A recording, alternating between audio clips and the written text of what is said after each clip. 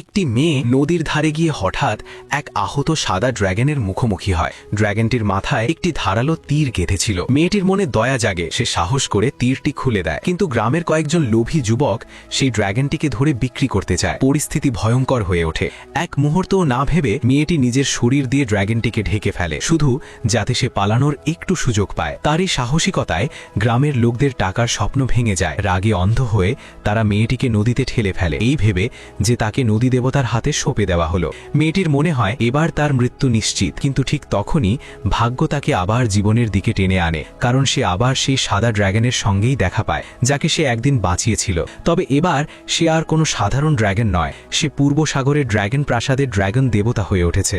কৃতজ্ঞতাবশত সে মেয়েটির প্রাণ বাঁচায় এবং তার সঙ্গে সম্পর্ক গড়ে তোলে। মেয়েটিকে একটি মর্যাদাপূর্ণ পরিচয় দিতে সে রাতারাতি ড্র্যাগন প্রাসাদে ফিরে গিয়ে নিজের মা ড্র্যাগন মহারানীকে সব কথা জানায়। মহারানী খুশি হয়ে বলেন যদি সে নিজের পছন্দের মেয়েকে বেছে নিয়ে থাকে তবে শিগগিরই তাকে ঘরে নিয়ে আসুক।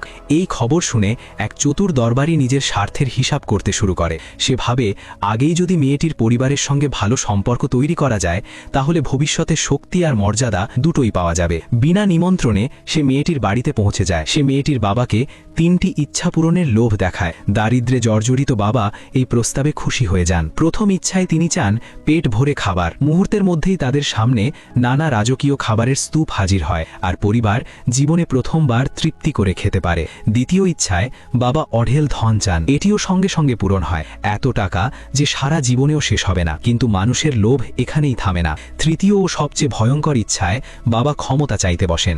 দরবারে নিষেধ করার চেষ্টা করলেও তোষামোদে শেষবারের মতো জাদু ব্যবহার করে এবং পুরো পরিবারকে সরাসরি প্রাসাদে নিয়ে যায়।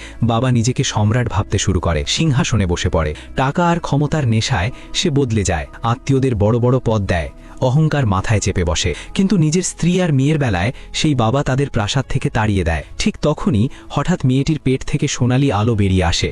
সবার সামনে তার শরীর থেকে একটি সোনালি ড্র্যাগনের ডিম জন্ম নেয়। এই ঘটনায় আকাশ পাতাল কেঁপে ওঠে। ড্র্যাগন প্রাসাদে তোলপাড় শুরু হয়। ড্র্যাগন মহারানী সঙ্গে সঙ্গেই বুঝে যান এটি কোনো সাধারণ সন্তান নয়, বরং ড্র্যাগন বংশের এক দিব্য উত্তরাধিকারী। কিন্তু মানুষ ভয় আর অজ্ঞতায় মেয়েটিকে অশুভ বলে মনে করতে শুরু করে।